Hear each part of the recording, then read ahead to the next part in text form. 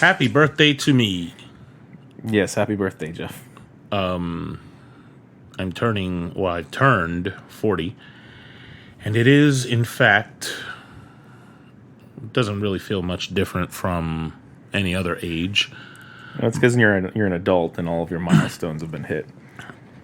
Like drinking, smoking, driving a car, renting a hotel. I think it's mostly because prior to this recording, we had ice cream cake. That's a milestone? No, but that stops me from feeling like I'm 40. Oh, well. And rewinds time to when I was 7, which is great. For all of those guys listening out there in cyber world, interwebs land, it's been a while since we've done an episode. Yeah, well, holidays get hectic, and then, we have jobs and stuff that require our time, and then family that requires time, and then... Yeah, it's just nice to be... syncing schedules. All of that good stuff. But we're back, and we kind of organized this episode to consolidate a bunch of the stuff that we missed. As I'm looking at my X-Wing... my Poe Dameron... Black X-Wing Bluetooth speaker. The Incom T67? Yes. And my... Luke's was a 65. Like, that era was the T65. My plastic Kylo Ren lightsaber and my die-cast metal Mace Windu lightsaber. Force FX. Yes. Oh, long story with that for another episode. And then your R2-D2 that watches Star Wars with you when you watch Star Wars. Yeah, my R2-D2 that not only watches Star Wars, but accompanies me on my day job and keeps me sane by... reminding you not to yell at everyone. Yeah, just casually making jokes while... Because you understand droid binary, right? Yeah.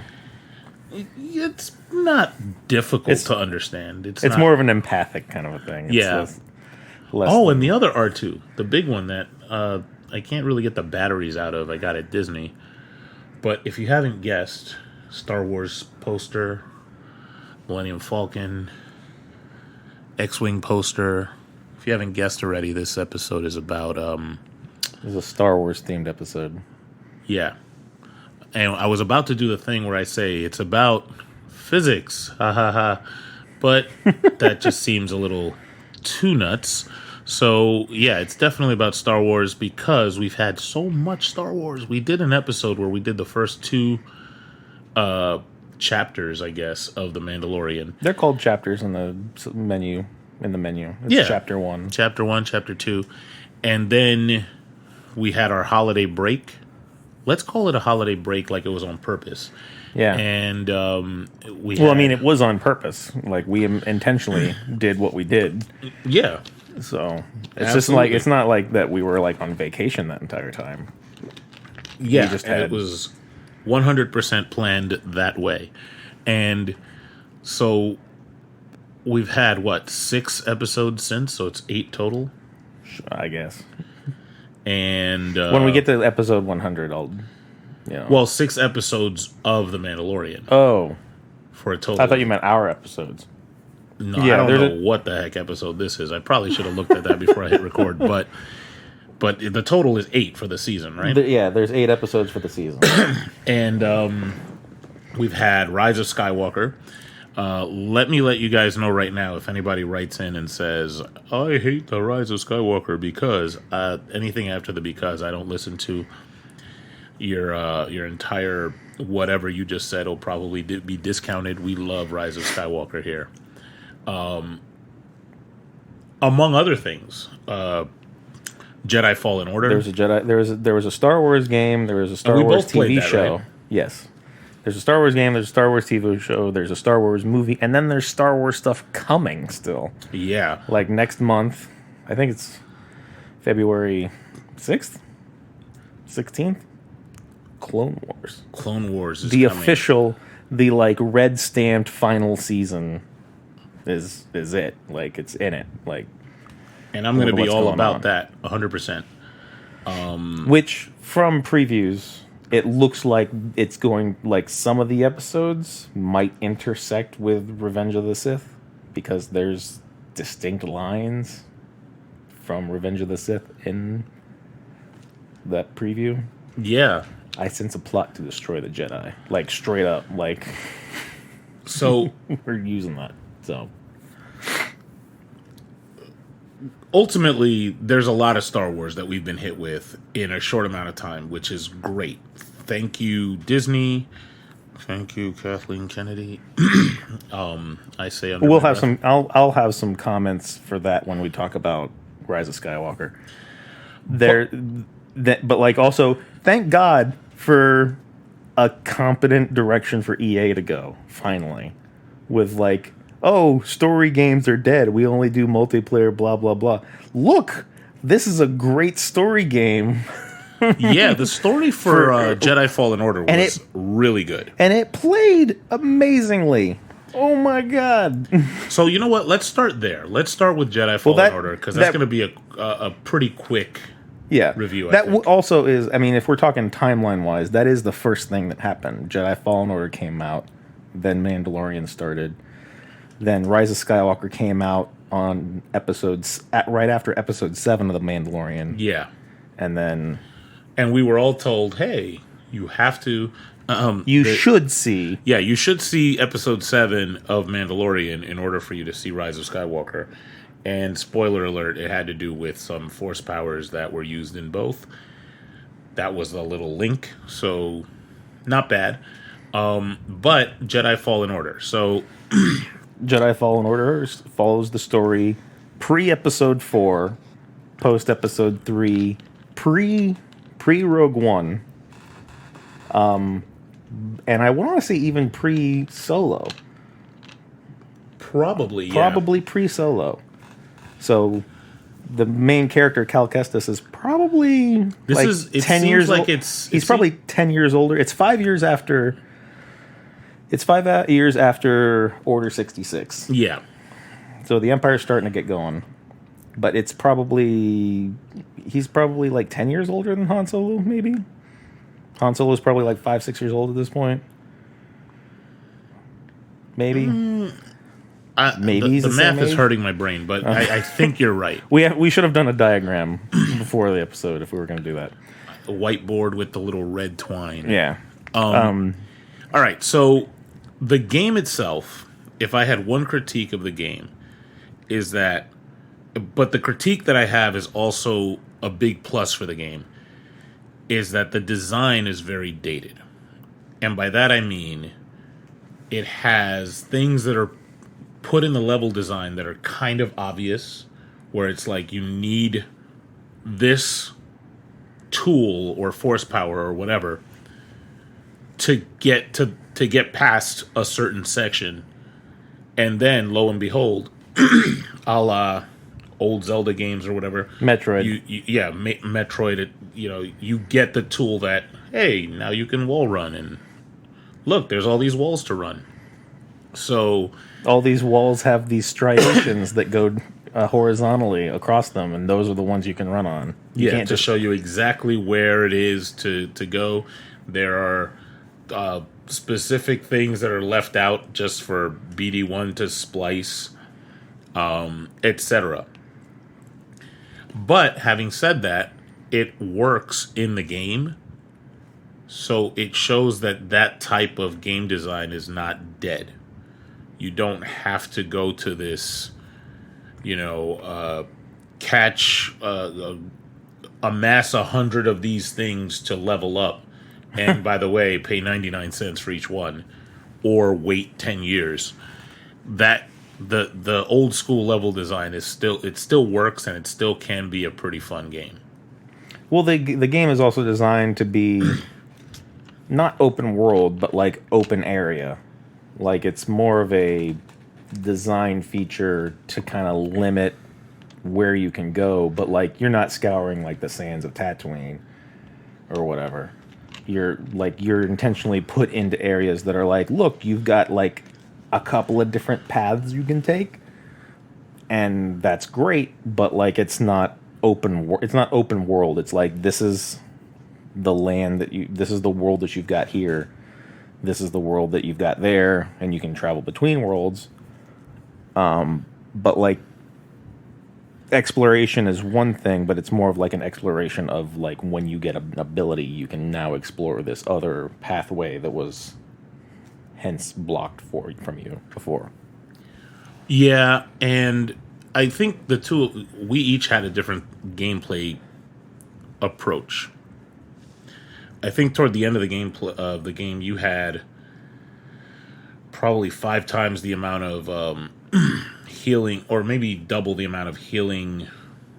I think you max out at 10. I had 10. Yeah, and so you really went through the exploration and Oh yeah, like I nose into walls and like, can I fit through here? No, okay. And then go back around and like examining the map and like checking the map, and it's like there's 75 crates on this level. You've opened 43 of them. Like well, goddamn, I gotta go find another 20 some crates.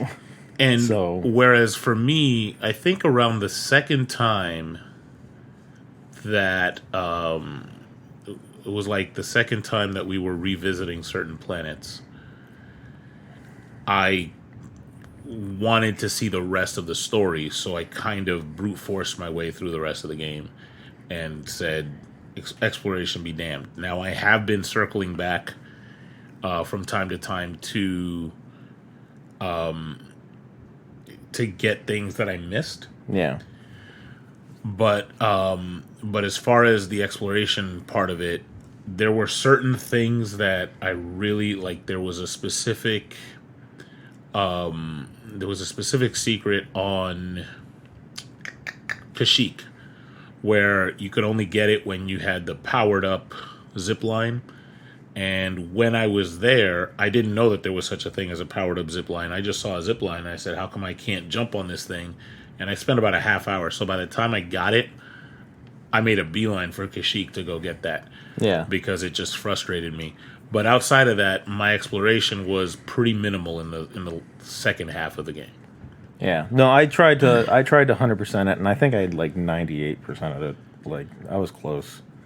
But like no, you know what? I think I did 100% it because I went through specifically looking for journal entries and stuff that was missing.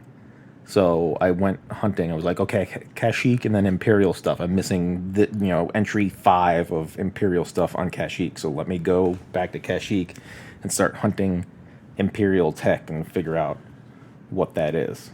And I ended up finding like stuff, and some of it's hidden in ridiculous places, but it's like, oh yeah, you got to run up this wall and then grab this line and then climb to the top, and then like when you get to the top, you turn around and then you jump over a thing, and then there's a thing for you to, to get.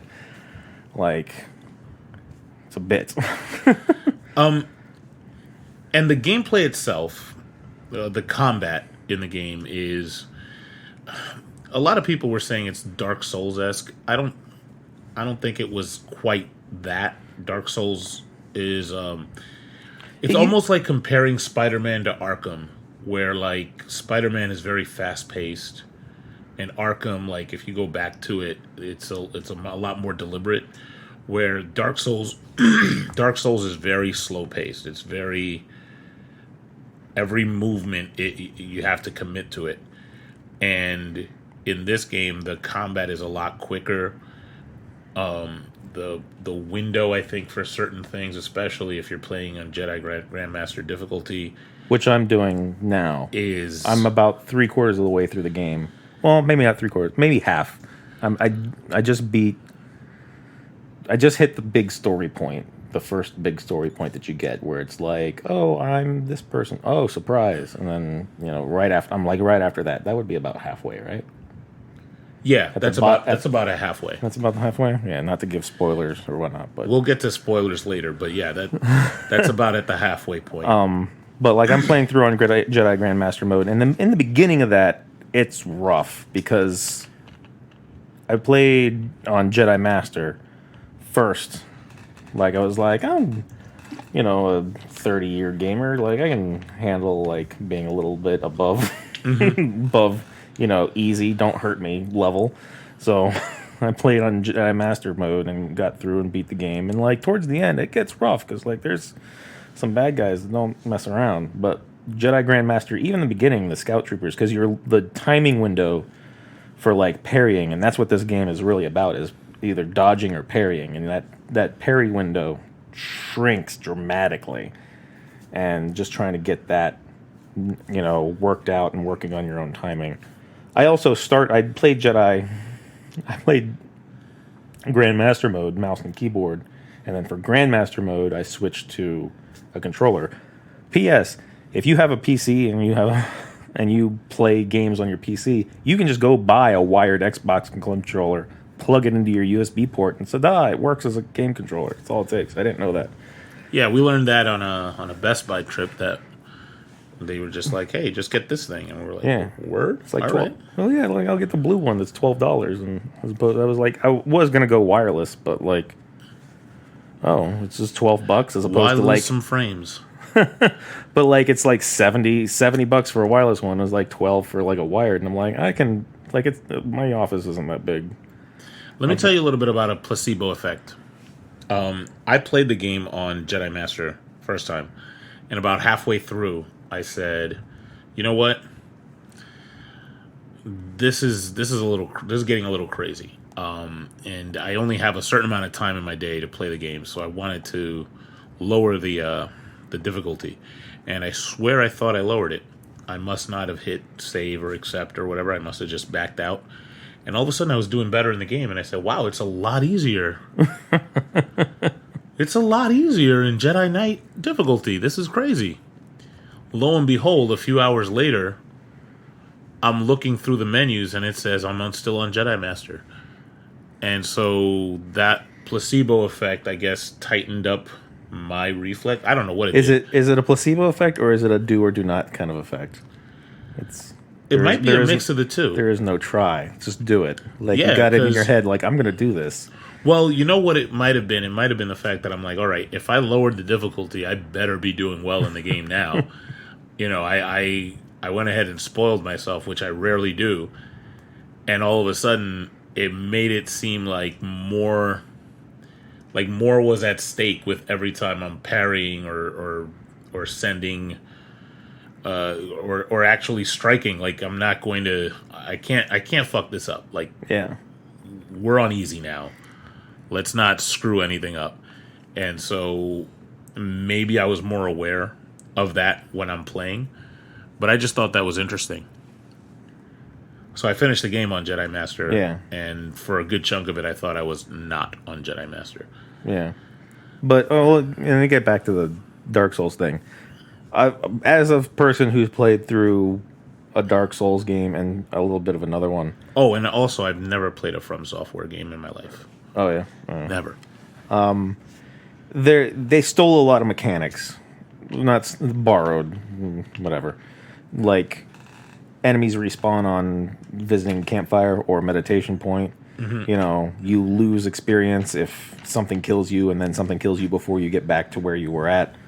There's a number of those types of things, but the combat's a little more fast paced, but it's a little more forgiving than a Dark Souls. But like mechanic, it would be Dark Souls-esque because the mechanics are similar. It's just it's not as deeply brutal as a Dark Souls game.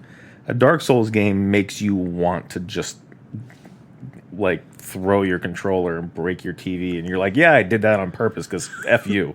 Like that's what that game is. But as long as you go into knowing like, hey, you got to be zen about this because the game is designed for you to fail a lot. That's part of the mechanic is failing, going back through all the stuff that you failed at, and then collecting all that, and then you get like a combined experience of like the experience that you lost but is sitting there waiting for you, and you've got to be good enough to get back to it, and then you get the experience from everything that respawned after you died, and then you combine that so you can continue to level up, kind of a thing.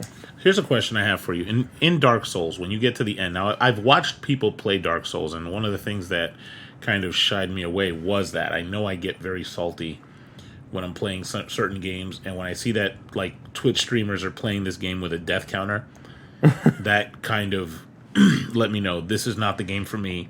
Controllers are expensive. But when you get to the end of Dark Souls, do you feel like you're... Oh, there's a sense of accomplishment, yeah. Well, do you feel like you're super powerful? Like, no. Is there a point in the game? No, you feel like you got through that by the skin of your teeth, and it could have been either luck or just, like a modicum amount of skill to just barely get past what you did. The reason I ask is because by the end of Jedi Fallen Order, you feel pretty strong. Oh, yeah. You feel like... Well, they do give you a kind of a thing to like, hey, check yourself, because you're not gonna do this. But like, you feel strong, but they're like, oh, heads up, like, yeah, you're not. You feel strong up until you get to the wall, the one wall in the game where it's like, no run. Hey, do what we say, or or it's over. Yeah, or it's wraps for you. You're not going to get past that one thing. But yeah, like, by the end of the game, there were parts that I was going back to, and I was like, "Oh, y'all is still here? Cool. Let's dance. Let's do this. Yeah. I'm gonna pull you and slice your head off, even though your head's not going to come off. But well, it's more like you pull and impale, kind of. But it would be great if they had like some sort of... I didn't really feel like I got cheated by not having limbs get removed from people, but it would have been nice if they had some sort of like switch on. Maybe. Like, I mean, here's the other thing: is like you think of the Sarlacc pit fight with Luke, and he's swinging his lightsaber around and like killing people, and they don't really like, he slices through somebody, they fall off the skiff into this. They're not missing anything. They're not missing limbs or arms or whatever. So like, it's meh. It's all right. It's within the Star Wars world. It's like to be fair, that was in 1983, and yes, the movie prior had missing limbs, and the one prior to that had missing limbs, but 83 had Ewoks, so so you can't. I mean, you can't cut limbs off of anybody that has little bears. Any movie that's got little bears in it. It was clearly aimed at a younger audience. And again, I don't know what your Star Wars movies are all found footage. I don't know what you're talking about. That's legit happened. That is absolutely true. 100%. That's the first found footage movie is Star Wars: A New Hope. Found footage from a long time ago. Yeah. So George Lucas is just making money off of all these things he found in some crashed spaceship. I am convinced that if anybody was dumb enough to break into Skywalker Ranch, they would suddenly feel an invisible hand choking them. Like, I swear to you, George Lucas is sandbagging force powers like he has them. And if he's like, oh, you came into... He could be in Istanbul just on vacation and suddenly feel like there's a disturbance at my ranch. And you just see his face pop up on a TV and you just suddenly feel like Admiral Ozzel, like you're done. Yeah. But that's just my belief. George, don't force choke me if it's true, if I outed your force powers. However, I will take autographed memorabilia of lightsabers. Anything you want. Yeah. Anything you want to send me. All right, so gameplay wise, Dark Soulsvania, Metroid-ish. I thought it was great. I love the game. It's the best Star Wars game that's been out in a long time. Yeah. Like, hands down. Like, I think before this, like, it might be one of my top 5, maybe top 3 Star Wars games. Jesus. Like, it's up there. Like, I was impressed. But maybe it's also, like, that first glass of water you get from getting out of the desert, and you're like, oh, this is the best water ever, Yeah, I think that's what it is, because if you said top 3 and instantly my brain is thinking, like, what are the top 3? Like, obviously Knights of the Old Republic is up there. All the Dark Forces 2, Jedi Academy, Jedi Outcast, all of those games kind of in a lump you could pick one out of there, probably Jedi Academy, and put it up there. Can you put The Force Unleashed in there? No. As much fun as I had playing the Force Unleashed games, I felt it went into this area of like, we're gonna overdo the shit out of Force powers and just make it this like Jedi and Force users are godlike people that like can't be beat and like, you know, can just tear everything apart if they wanted to. And I'm like, yeah, to an extent, but like it takes a little bit more work. Like, I mean, he's there like sending lightning down his lightsaber and then like using it as like a whip and swirling it around and then having it arc and it like, you know, and then making an explosion of lightning. Like, this was some serious stuff. And I'm like, I feel very gypped. My initial playthrough of Force Unleashed 1 was on a Wii. And it was, you know, the time where every single game was like, we're buying into these motion controls 1,000%. Yeah. Mine was on a PS2. It was not my favorite thing, even though I loved my Wii. I actually still have my Wii. But okay, so yeah, I could see where it could be pretty up there. One of my favorite Star Wars games is Yoda Stories, just because of the absurdity of it. The absurdity of it and the simplicity of it. Yeah. I got that game for $15. I bought it from LucasArts.com, had it delivered to my house with Indiana Jones Desktop Adventures, which was basically Yoda Stories with Indiana Jones. Yeah. It's the same thing. $14.99. That was a great game. I loved Yoda Stories. That was good. So yeah, I would put like some of my top 3 would probably be Knights of the Old Republic, Jedi Outcast, and then probably this one. Like, it's hard to like go back, but like in my top 5 it would also be like Rogue Squadron would be in there, and then like X-Wing versus TIE Fighter. XVT, yeah. And the original 2 Battlefronts. Yeah. Well, definitely Battlefront 2. Yeah, well, Battlefront 2 is like when because I missed Battlefront 1 and I came in at Battlefront 2, and Battlefront 2 was great. Not the ones that are on PlayStation 3 right now. Or I think.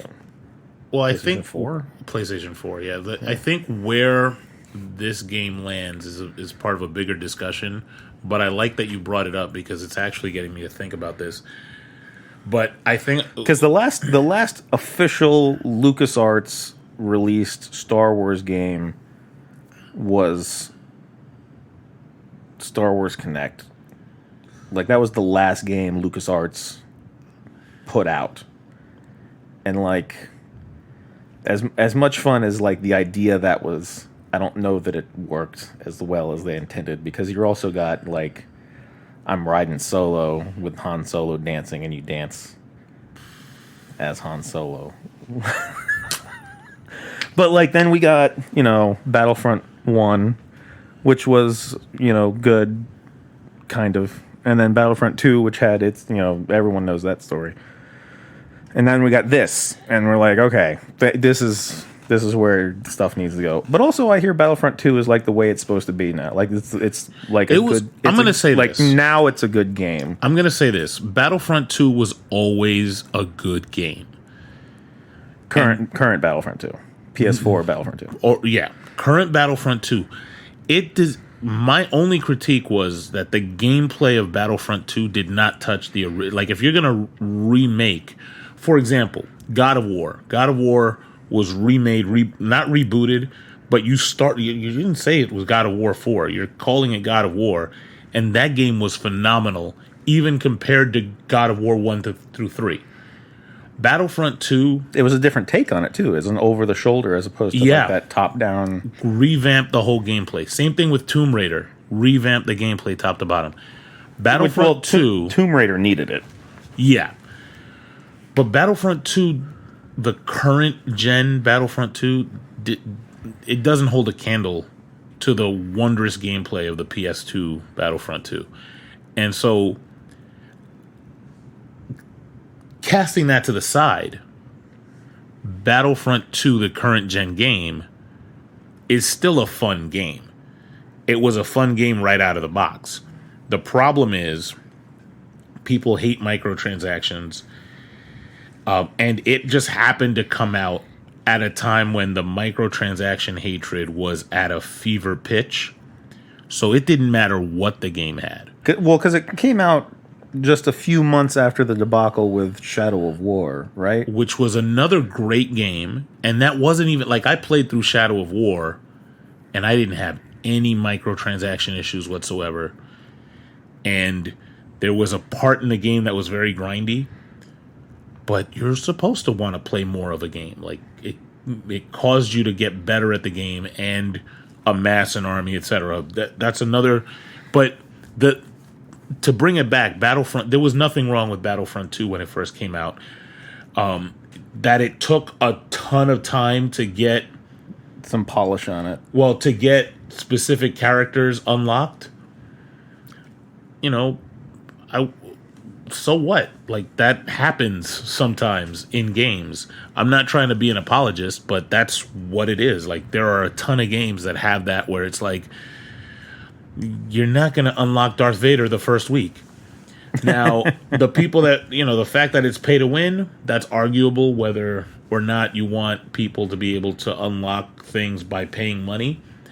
I would never do it. I don't have a bottomless pit of, the $60 that I paid for the game, that's my budget.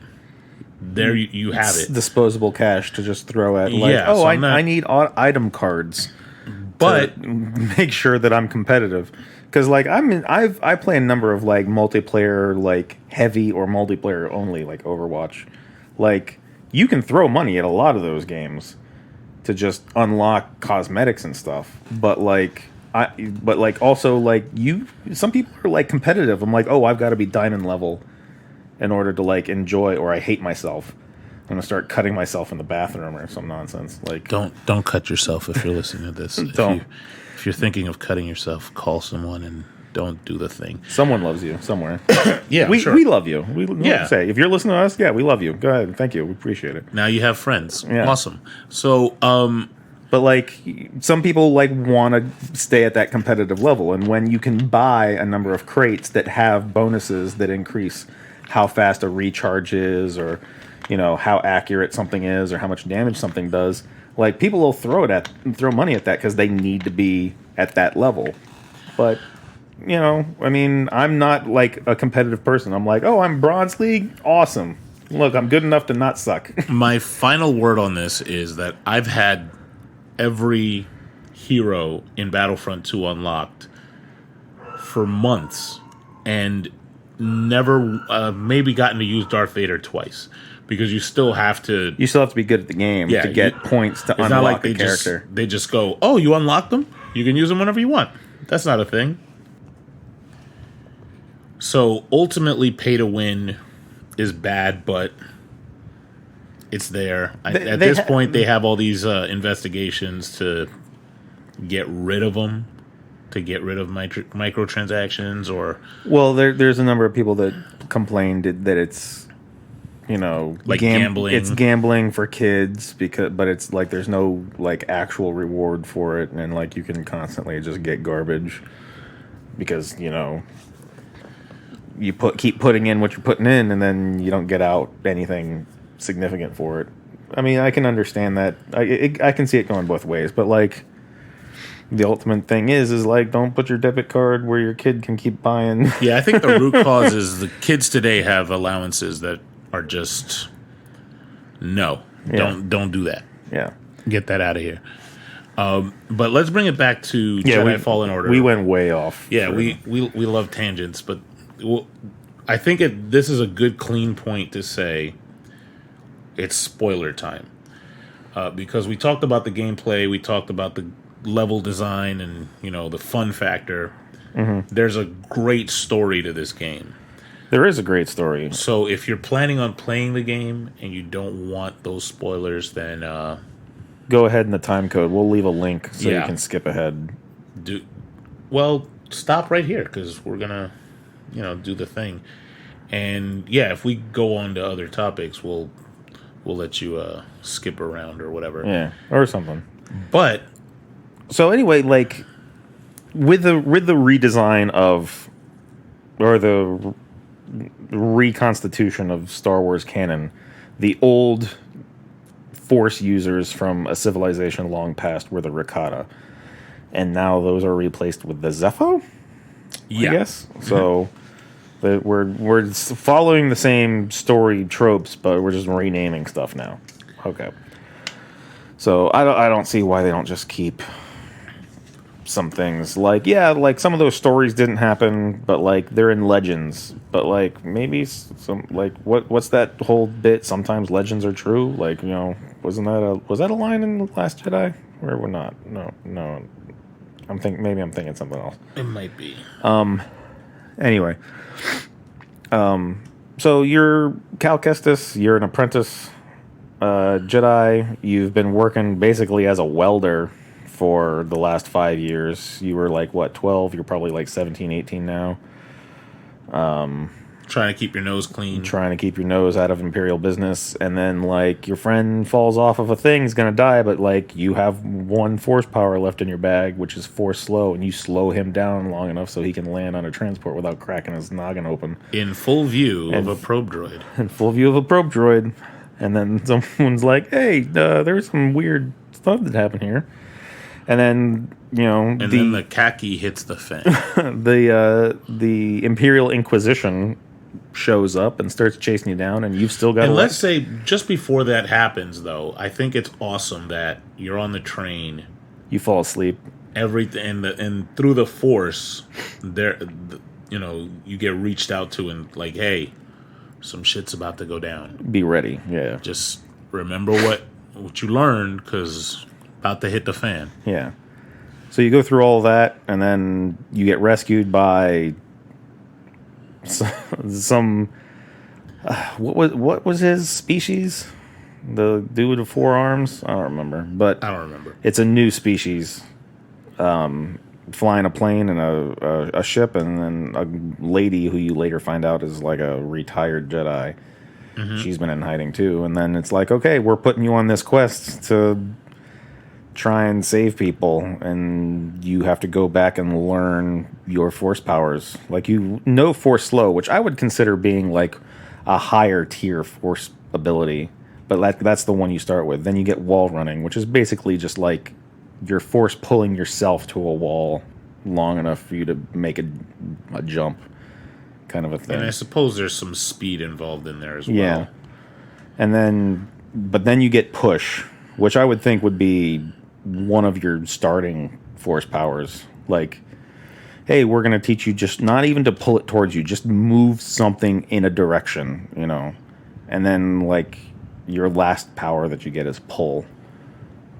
And then you can, like, you're pulling ropes and vines and all kinds of stuff to you. And then you're pulling people too. And you pull people and impale them on your lightsaber, which is cool. And in the game, there's several intertwining stories. The first of which is that everybody's searching for the MacGuffin of the day, which is a holocron. A holocron that has force-sensitive the location children of all the mutants. I mean, force-sensitive children Cerebro. in the galaxy. And so that's the thing that we're chasing, and it has been hidden cleverly in a Zepho temple, not Yeah. a Rakata temple. Even though they do kind of look a little similar, like they flatten the heads and whatever, but like Zepho still look close to Rakata. Anyway, they go through and then like, okay, so like this holocron is hidden behind a thing, but you need several other, you know, MacGuffins to kind of unlock the door so that you can go and grab it. You have to. The way they frame it is that you have to understand the gravity of what you're chasing by going through the steps of the Jedi that hit it to begin with, which is pretty cool. But like, and he's like a historian, not a historian, archaeologist. He's a Jedi archaeologist, and he's been going to all these Zepho temples, and then lo and behold, you know, the Emperor knows he's ransacked the Jedi archives, and he's like, oh, this guy was doing this stuff. We'll go do some of this stuff that this guy was doing too. And like where you're going, the Empire is, and then like you're cutting through swaths of stormtroopers to get to these things, and like you're relearning about yourself, and you're relearning about the Jedi, and you're learning about these Zepho, and then building and taking a stand against the Empire. And there's a couple of times where it's like, wow, you could have gone really dark. Mm-hmm. Like this guy could have gone from Jedi to Sith, or whatever, real quick. But pretty like easily. he still held himself. And alongside that is the story of our retired Jedi Knight Seer, who is kind of coping with the stuff that she had to do because she was captured escape and Order 60, or to survive Order 66, rather. She was captured and tortured, and then like through her torture, she gave up her apprentice, who was also protecting other Padawans, and they have all been turned into Inquisitors or whatever, possibly. At least two of them. Yeah. Like her primary apprentice, Tamia, something. Trilla. That's it. Trilla. Thank you. And then one other, which was the one you ended up cutting their hand off of, or whatever. The big one, Big Bertha, or whatever. The ninth sister. The ninth sister and the second sister. And also, this is a great way to tie in these types of characters and this whole thing into what was originally introduced in Star Wars Rebels, which was the Imperial Inquisition, which these are like Force users, but they're not quite Sith and they're not quite Jedi. They're just these like higher level Force ability people. It was nice. And spoiler, you finally get to see like their like training ground too, the Castle Inquisitorius or whatever it is that's on Mustafar. Yeah. Spoiler. And you also get to visit Ilum, which through this, and I think it's been confirmed now, Ilum was Starkiller Base. I think that's been confirmed by Disney. I think I read something similar to that, yeah. So Ilum gets turned into Starkiller Base, which is now destroyed. So thanks, Rey.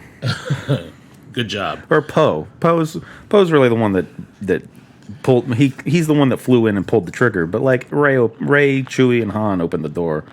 That's not how the Force works. Finn just threw Phasma in a trash compactor. That's all she really did. And so, a couple of the walls that you heard us talk about before in the game.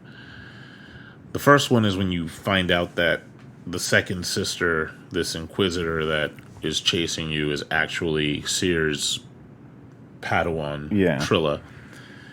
And then the big wall is at the at the crescendo of the game, when everybody kind of runs into each other and you've had your fight, and Seer is finally She's apologizing. She did what Luke did, which is she cut herself off from the Force to make herself hidden, but like she was trying to guide Cal through everything. And in that moment, but she when push came to shove, she's like, "All right, I'm opening myself back up." She takes a lightsaber and she's like, "All right, I'm in it now. Like, let's do this. Let's go." And then you hear the trademark wondrous, and it's like right after Trilla is kind of like, coming to terms. You beat her, and she's kind of like on this fence of like, I could go back to the light.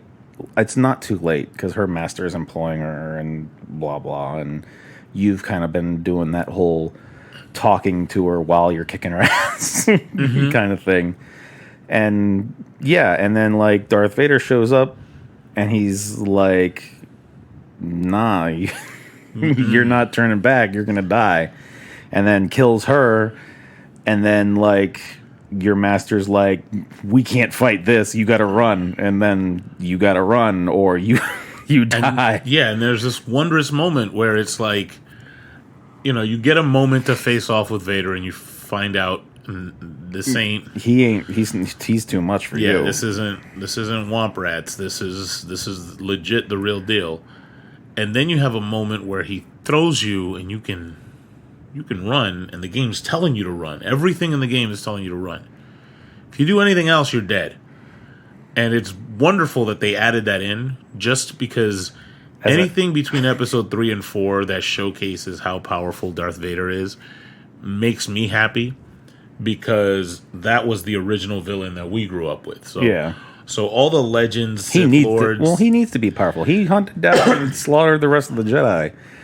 You know, it's like, you know, there's now a canon comic where Darth Vader crashes on a planet. He climbs out of the wreckage, and then there's like 1,000 these rebel soldiers, and they're like, "We have you surrounded. Give up." And he's like, "All I see are dead men or something. Like that. All I see is fear and dead men." Yeah, it's like he ignites his lightsaber and then proceeds to kill everyone. So, yeah, that's the level we needed to need him to be at. There was this period before the prequels came out, actually around the same time as the prequels were coming out, that there were a lot of Sith Lords introduced from prior to the Old Republic days. The Old Republic days, which and are now prior, now no longer canon. Slowly becoming canon. Some of them. We don't have Exar Kun. No. We have Plagueis is canon. We've Bane. got Darth Bane. And is then Revan? I think Revan is back in the fold. Revan is possibly back in the fold because in episode 9, when with the Sith ships, there's a contingent that's called Revan Squadron, and it's like, he's real, and like, well, maybe that could be anything. Like, like Starkiller Base did not make Starkiller from Force Unleashed canon. Yeah. Canon. Nor did it change Luke Skywalker's last name. So it's like, clean your pants out, kids. It's fine. It's cool. But just for me, the idea that around that time there were Sith Lords that could destroy planets, like by thinking it, and it took away from the, why is Darth Vader a badass? Slowly stalking, breathing heavy, just throwing things at you, Darth Vader, and the idea that here's this guy who between episode 3 and 4, we kind of got some ish went down with Vader that let us know he is the man. Yeah, that makes me happy. Well, also because you talked about feeling like a badass, and you start feeling like a badass. You're like, I'm making it through a lot of this stuff, and then they just check you at the door. They're like, nah, you're on your way out. This is toward the last 10 minutes of the game. There are a couple of parts in this game where they close the doors at the beginning, and you feel like, oh, I'm gonna die. And by the end of the game, when they do that same thing and they throw enemies at you, you're like, all right. You're like, how do you want to die? Like your lightsaber staff, or your single bladed, or you want me to just start pushing people off through walls and stuff? You pick how I'm gonna fricassee you. But it was nice to kind of get this you're you think you're hot shit, but you have no idea. Yeah. It's kind of almost like in Jedi, where it's so be it. Yeah. Luke has spent the entire movie being this, tell them you'll use your powers and all this, hey, look at all the stuff I learned. And then he hits the Emperor, and it's like, yeah, well, so be it, Jedi. And then hey, I'm like, I didn't know you could do lightning. Ow! Ben, forget about telling me about he's my dad. You didn't tell me about the lightning. There's lightning. If you angle your lightsaber just so, you can block it. Mm-hmm. But you'll learn that on your own. But he threw his lightsaber away. He's like, you failed, Your Highness. I'm a Jedi. Throws his lightsaber off to the side. You hear it hit the ground. You're like, that's an expensive piece of equipment. A Jedi's weapon should be treated with more respect. And Vader did try to tell him, you're unwise to lower your defenses. So, lesson learned. Yeah, that was a hard lesson, too. Yeah, Oh yeah. That I remember watching that back in the day on VHS and like watching the lightning hit him. And I'm like, you can see it arcing across his teeth. VHS Kids is this thing that we used to. You kind of had to put it into a, and then you pressed play. Yeah. And sometimes the tracking would be off, and you'd have to rewind it. Like when you were done watching the movie, you had maintenance you had to do. Yeah, to rewind and if you wanted to like if there was a part of the movie you wanted to watch again, it wasn't just like hit back to do that quote unquote chapter. You actually had to like you had to press a button and wait for it, rewind it. You could actually mess up if you rewound it while it was like if you didn't press stop first, like if you rewound it while it was playing, that was kind of iffy. Yeah, so be happy with your DVDs and digital copies of things. Although, if I could watch Star Wars on VHS right now, it would be great. I have it on VHS. Do you have a VCR? I have a VCR. I'll let my silence answer for me. Anyway, like that's the whole thing. You've learned a lot about like ancient Force culture. You learned a lot about like being a Jedi. You get the holocron back. You save all these Force sensitive children from being captured by the Empire.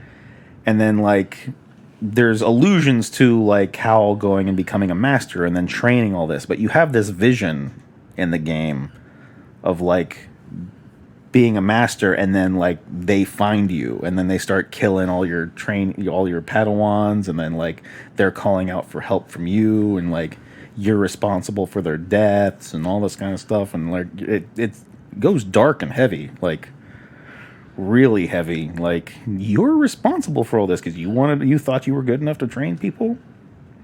Well, someone's gonna be coming for you, so. You make the decision at the end of the game to chop that holocron in half with your lightsaber, and you're like, no one's gonna find him now. And then you move on. They are going to eventually clean those the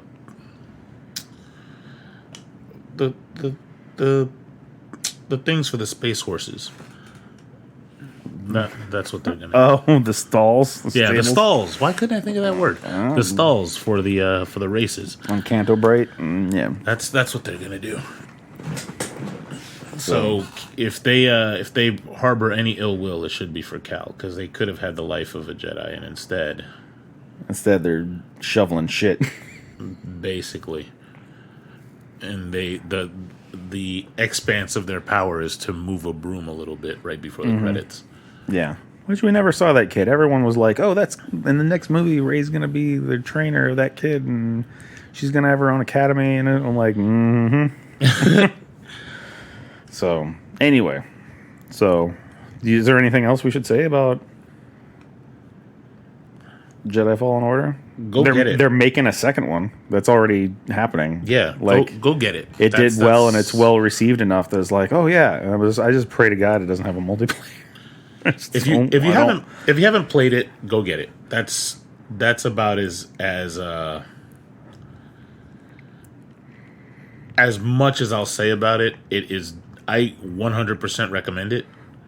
I think it's an amazing first step to a new golden age of Star Wars games, or it could be. I feel like I'm that dog that got hit with a newspaper way too many times when it comes to Star Wars games, where I'm like, yeah, that was good, but if you make a second one, how are they going to screw it up? Yeah, and I don't want to think that way. I really do want to think glass the next half one will full. Be great. I really want to be that guy that thinks glass half full. As a matter of fact, when they first announced this game at E3 and all they gave us was the title, I think you and I shredded that announcement for about a half hour. Like, I called you right away and I said, "Did you see this shit?" And I'm like, yeah. Like, I'm like, years- who is this giant doofus who's like, Jedi Fallen Order? You get to play as a Jedi. Isn't that cool? And I'm like, whoa, dude. There's been so many of those. Like, pump the brakes real quick because you don't know what the fuck you're talking about. Because like, you know this what could it was? this could be so. I'm like, you don't have a font. You don't have, you know, you have a title. You have no screenshot. You have nothing. Like. And you're being like, it's gonna be amazing. I'm like, You know what it was for me? It was the fact that there were about a half dozen game studios that died on the vine. Mm-hmm.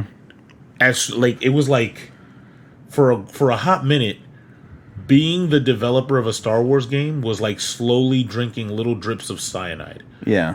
And then, oh yeah, this game studio, EA shut it down, and the game is gone.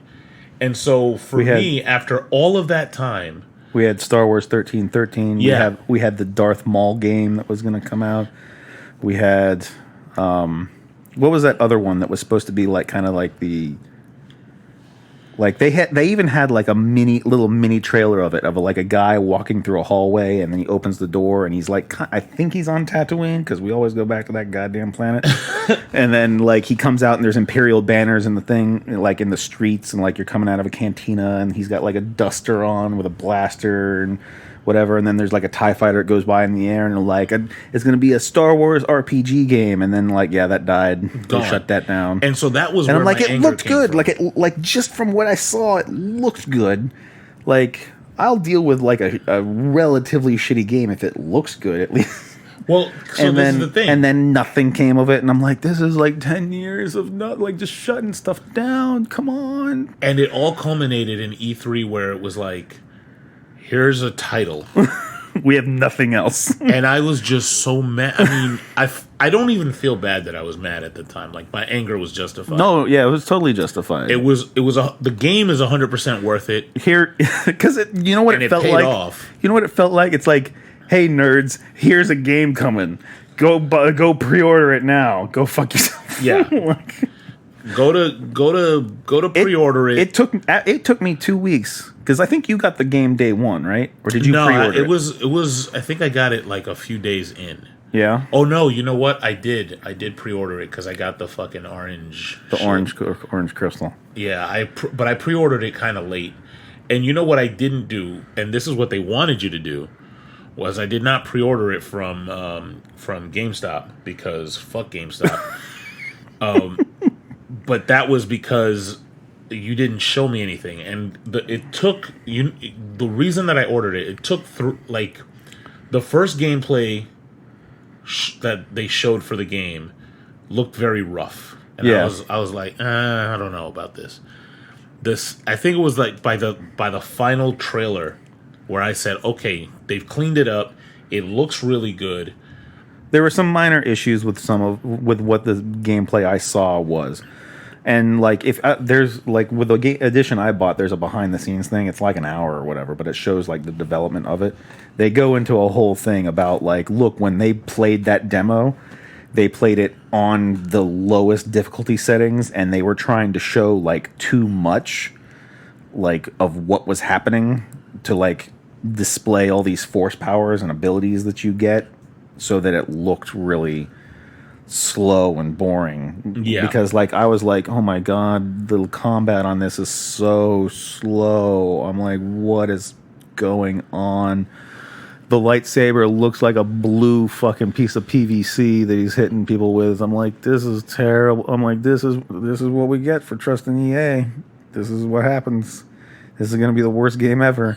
And then the feedback that the company got was like, oh, this is all the stuff that we needed. Like, we need this so that we know like how to polish and what to show, because there's a lot more to our game than what was shown and what everyone can see. And then they did another like 3 months or whatever, and then they gave people like a hands-on of it, and people were like, once they got a little bit of hands-on, they were like, oh, there's some stuff that's all right about this. Like, we trust this a little bit more. And then they're like, then people start getting excited about doing stuff. So yeah, that first look Oh, I was dreading it. I would say my biggest complaint about this game is the ponchos. There's just Don't so many ponchos. don't get us canceled. There's so many. I think everybody who's played the game and they know what you're talking about. Yeah. Don't get us canceled. We'll just leave it at yes. Well, I mean, like, you get styles that you can wear, but like, it's like, hey, here's a poncho that's blue. Here's a poncho that's pink. Here's a poncho that's like green with a white stripe on it. Like, I'm like, okay, so like, this isn't really like Jedi garb. It's just like, you know, more like it's just a skin, like on a different piece of material. I was just like, wow, there's not a lot of costume ideas in this, but you didn't really need it. But like, I like the kind of like changing them out a lot, because like when I go to when I go to Kashyyyk, I'd wear like the commando one or like the camouflage one, so that like you kind of blend in. And then you go to Dathomir on this one. That place is rough, and I'd put on like a red one or something white to like stand out so that like I can see myself. Oh, that's clever. I like that. Because like sometimes, you know, when colors are blurring and you're like running and screaming from like giant monsters, you're like, oh, like I kind of blend in with everything else. I can't really see what I'm doing. Like maybe put on something like white or blue, so something stark contrast against this.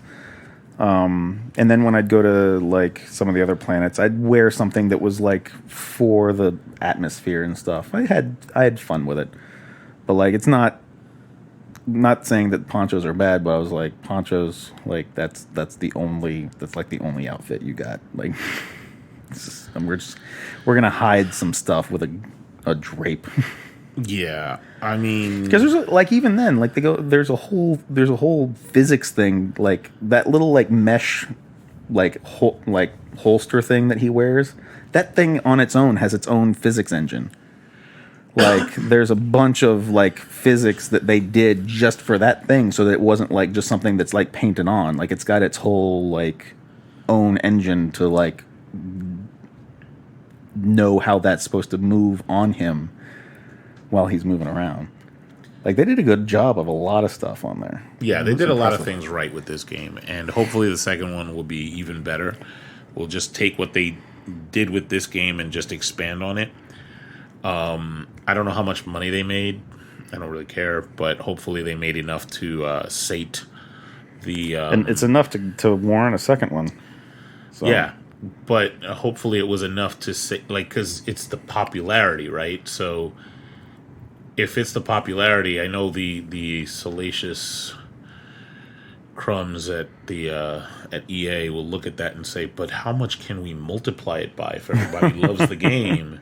If they only each gave us $1 more. EA has a particular bloodlust that they want to consume. If they don't get satiated. Being a little negative, but I really, I said, I really want to root for it. I want it to be awesome. I would love for EA to make a complete U-turn and just say, hey, this is the direction we're taking with Star Wars. We're going to give you games that you love, and we'll make a little money on the side. But if history teaches us anything, it's that the likelihood of that is not very high. I think that's a good point for us to... I don't know. I think we've covered everything on the game. Yeah. We definitely want to cover the rest of what happened with Star Wars last year, as far as Mandalorian, Rise of Skywalker, the stuff that we're looking forward to that's coming. There is going to be some overlap with some other episodes that we have as far as talking about, we are End of a Species, so we are going to talk about cancel culture, hater culture, that kind of thing, and how I'm very protective of Star Wars, but I'm very protective about the things that I'm protective about because I like them, and I don't like when people don't like them. And I feel like the behavior that they should have when they don't like them is just don't consume it. Right. As opposed to try to eradicate it. So that's a whole other thing. But as far as this episode, we covered a lot for Jedi Fallen Order. We gave you kind of a whole breakdown of the game. I know I recommend it. I know you really. I liked it. I recommend it. It's in my 100%. it's some of my top Star Wars games. Like not games of all time, but like definitely top Star Wars game. Like between top 3 and top 5. I have to go down a list of all the stuff I own and see where it falls in that. Like do like a 1 to however many I own. I don't know.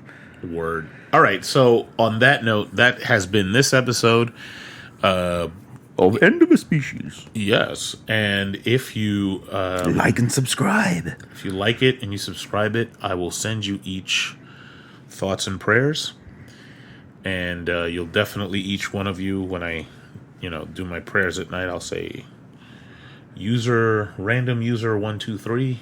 I hope he has a great day tomorrow. I'm making that account name now. Random user 123. That's awesome. That sounds amazing. Having said that, my brother, his Twitter account is I am a bot. But that's just to mess with people. Yeah, that's really all that is. 100% is. Everybody follow him. Yeah, go follow. I am a bot. At I am a bot on Twitter. Yeah, just wreck his incoming feed. Word. All right. Speaking of which, I'm Tatooine Hermit on Instagram. That's really the only place to really get a hold of me that I feel comfortable with giving out to the rest of the world at this time. I might make another like Gmail account that's just for this kind of stuff. I'm Zeus and Jeff on most places. Zeus N, the letter N, Jeff. Yeah, on Twitter, or Zeus Dog, or some mix of the two. So find me. DAWG. Yeah, I would prefer not to have. Mine's Tatooine Hermit, all at one word, all one word. And if you cannot, I'll say this again. I cannot stress this enough. If you can't spell Tatooine, you do not deserve to chat with Adam. Just letting you know that. Yeah, that's your own deal. Right. Or at least be bothered to look it up. Like, at least that. So this has been last episode also, plus one. I also, like, just as a quick thing, like, I give a lot of shade. Like, I throw a lot of shade on Tatooine, and that's in my username. Like, yeah. Anyway, okay, yeah. So, this has been last episode plus one, because I lost count, of End of a Species. The End of a Species podcast, and we will see you guys in the next one. Peace out, yo.